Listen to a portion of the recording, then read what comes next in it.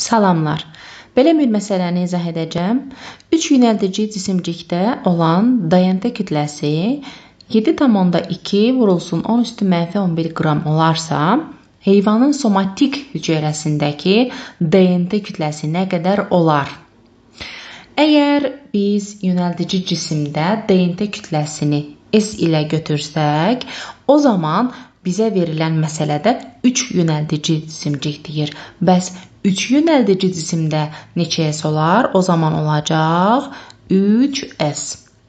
Və bu zaman deyir ki, 3 yönəldici cisimcikdə olan DNT kütləsi 7,2-dir.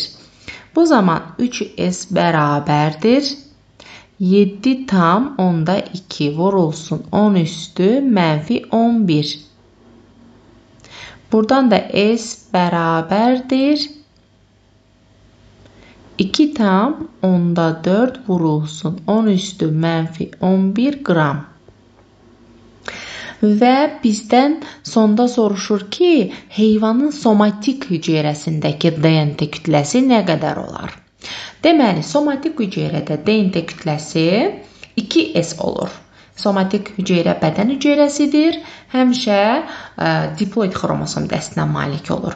Bu zaman yazırıq 2S bərabərdir 2 vurulsun S-in qiyməti burada 2,4 vurulsun 10 üstü mənfi 11'dir.